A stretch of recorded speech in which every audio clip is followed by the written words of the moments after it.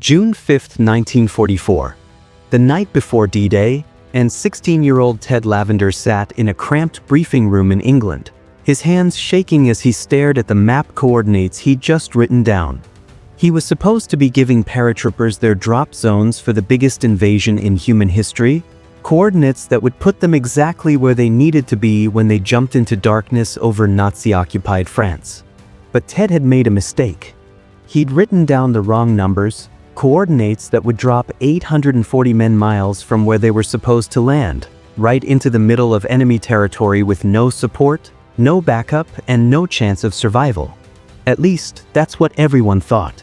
Ted was too terrified to speak up, too scared to admit he'd messed up the most important task of his young life, so he stayed quiet and prayed nobody would notice. Those paratroopers jumped the next morning based on his wrong coordinates, and what happened next shocked everyone. Quick thing before we continue, hit subscribe if you want more incredible WW2 stories like this, because we're building something special here, and you'll want to be part of it. What Ted didn't know, what nobody knew until months later, was that his mistake had accidentally saved every single one of those 840 paratroopers from certain death. The coordinates he was supposed to give them would have dropped them straight into a German ambush that intelligence had completely missed, a trap that would have slaughtered them before they even hit the ground. His error, his terrible, career-ending mistake, had accidentally given the Allies one of their greatest successes on D-Day. This is the story of how a teenager's wrong map coordinates accidentally won a battle. Ted Lavender wasn't supposed to be anywhere near the D-Day planning rooms, but the British military in 1944 was desperately short on staff, and when a smart kid who was good with numbers showed up wanting to help the war effort, they put him to work. He'd lied about his age to get the job, told the recruiting officer he was 18 when he was barely 16, and because England was throwing everything it had at the Nazi war machine, nobody checked too carefully. They stuck him in a logistics office where his job was simple but critical: take the strategic drop zones that officers marked on maps and convert them into precise coordinates that pilots and navigators could use. One wrong number and you could drop soldiers into the ocean, into mountains, into the middle of a German tank division. The pressure was enormous, and Ted felt it every single day. The night of June 5th, Ted was working through a stack of coordinate conversions for the 82nd Airborne Division, one of the elite paratrooper units that would spearhead the invasion. Officers had marked their intended drop zones on large tactical maps, areas carefully chosen to put paratroopers behind German lines where they could disable communications, blow up bridges, and create chaos that would help the beach landings succeed. Ted's job was to take those marked zones and convert them into latitude and longitude that pilots could actually use when they were flying through darkness and anti-aircraft fire. He'd done this hundreds of times in training, but this was real, this was the actual invasion, and his hands wouldn't stop shaking as he worked through the calculations. Around midnight, exhausted and running on coffee and fear, Ted made his mistake. He was converting the drop zone for a unit of 840 paratroopers from the 82nd Airborne, and when he wrote down the final coordinates, he transposed two numbers. Instead of writing the longitude as 1 degree 15 minutes 20 seconds west, he wrote 1 degree 20 minutes 15 seconds west. 5 miles. That tiny error would move the drop zone 5 miles east of where it was supposed to be, 5 miles deeper into German-held territory, 5 miles further from the beach, and from any hope of support. Ted noticed something felt wrong when he double-checked his work, saw that the numbers didn't quite match the map reference, but he was so tired and so scared of being wrong that he convinced himself he must have read the map incorrectly in the first place. He turned in the coordinates, went to his bunk, and couldn't sleep because something in his gut kept screaming that he'd messed up. The paratroopers got their coordinates the next morning, June 6th, just hours before they'd load into C-47 transport planes and jump into history. The pilots programmed the coordinates into their navigation systems, the jumpmaster briefed the men on what to expect when they landed, and nobody questioned the numbers because they trusted the system. These men had trained for months, knew their mission inside and out, and believed that when they jumped out of those planes in the middle of the night, they'd land exactly where they needed to be.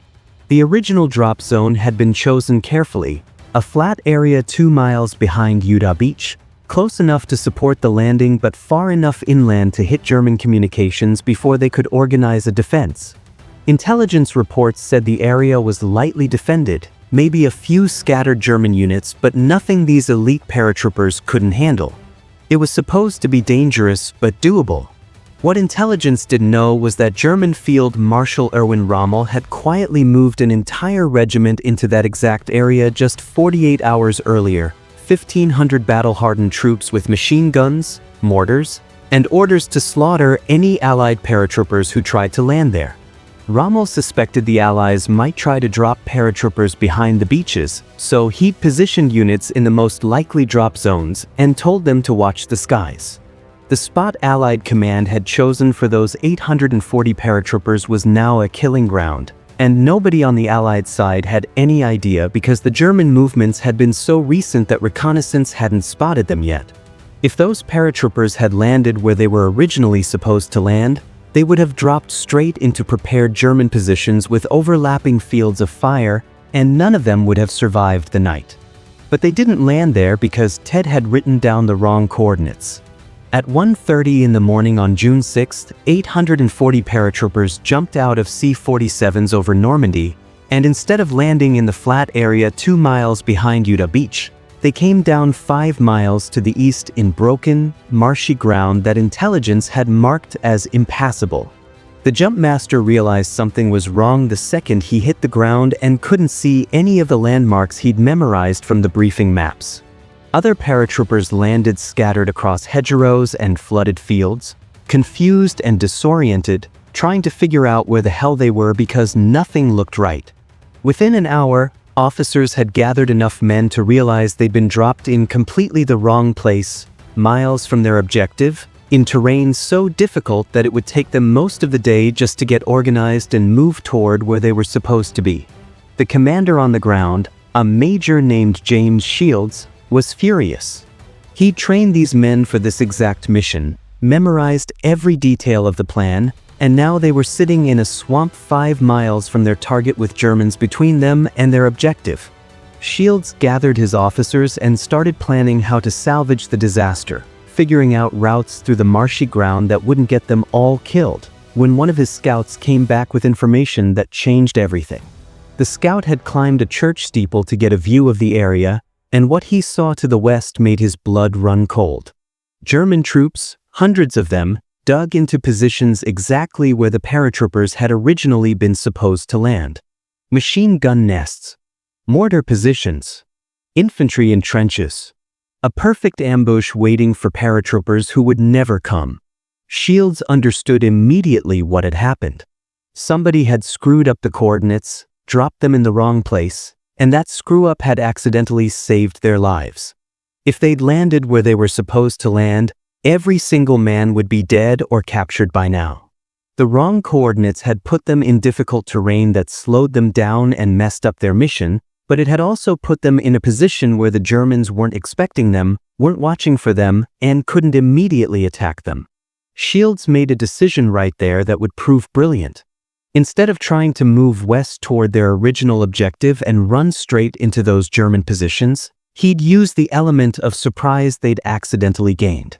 His men would move south and east, hit German communications and supply lines that weren't heavily defended because the Germans had concentrated their forces to the west, and create chaos in areas the enemy thought were secure. Over the next 12 hours, those 840 paratroopers became a nightmare for the German command. They cut telephone lines, blew up ammunition dumps, ambushed supply convoys, and created so much confusion that German officers couldn't figure out how many Allied troops were behind their lines or where they'd attack next. Every explosion, every cut wire, every burning truck pulled German forces away from the beaches where they were desperately needed to stop the main invasion. The Germans had prepared for paratroopers in certain locations and had positioned troops accordingly, but these paratroopers weren't where they were supposed to be, so the German defensive plan fell apart. Units that should have been reinforcing the beach defenses were instead chasing ghosts through the French countryside, responding to attacks that seemed to come from everywhere and nowhere. Meanwhile, the German regiment that Rommel had positioned in the original drop zone sat there waiting for paratroopers who never came, 1,500 men who could have made a real difference at the beaches but instead spent D-Day watching empty skies and wondering where the Americans were. By the time German command realized the paratroopers had landed miles away from the expected zone, it was too late to effectively reposition forces, and the confusion created by Shields and his men had already done its damage. The Atlantic Wall, Hitler's supposedly impregnable coastal defense, had a hole punched through it partially because 840 paratroopers had landed in the wrong place and exploited the chaos their wrong position created. Back in England, Ted Lavender spent June 6 convinced he'd killed 840 men. When the initial reports came in saying that a unit of paratroopers had landed miles from their intended drop zone, Ted knew immediately what had happened and who was responsible. He'd made a mistake with the coordinates, and now all those men were probably dead or captured because of his error.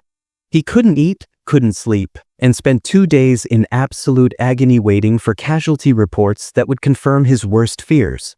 When his commanding officer called him in, Ted was certain he was about to be arrested, maybe even charged with sabotage or negligence, and he walked into that office prepared to confess everything and accept whatever punishment they gave him. But that's not what happened. His commanding officer told him to sit down and then explained something Ted couldn't quite believe. The paratroopers he'd dropped in the wrong location had not only survived but had accomplished more than the units that landed in their correct zones. Shields and his men had disrupted German communications and supply lines so effectively that they'd contributed significantly to the success of Utah Beach. And casualty rates for that misplaced unit were actually lower than for units that had landed where they were supposed to land. Intelligence had also discovered, through interrogation of captured German soldiers, that the original drop zone had been heavily reinforced just days before the invasion, and if the paratroopers had landed there as planned, they would have been massacred. Ted's mistake, his terrible error that he'd been certain would haunt him forever, had accidentally saved lives. The officer told Ted that he wasn't in trouble, that mistakes happen in war and sometimes those mistakes work out in your favor, but Ted needed to be more careful in the future because next time he might not be so lucky. Ted nodded, mumbled something about being more careful, and walked out of that office in a daze, unable to process the fact that his biggest failure had somehow become a success.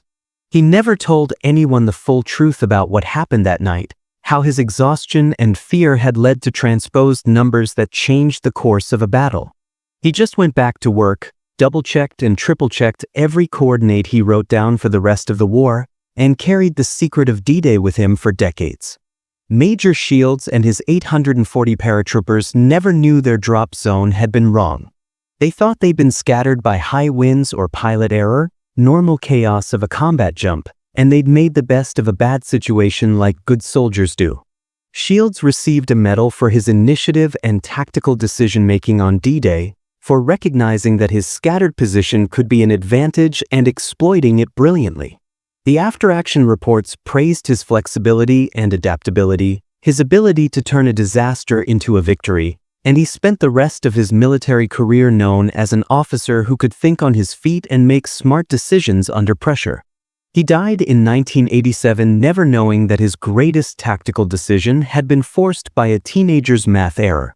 Ted Lavender lived until 2003, worked as an accountant after the war, raised a family in Manchester, and never told anyone about the D-Day coordinates until he was in his 70s and started writing down his war memories for his grandchildren.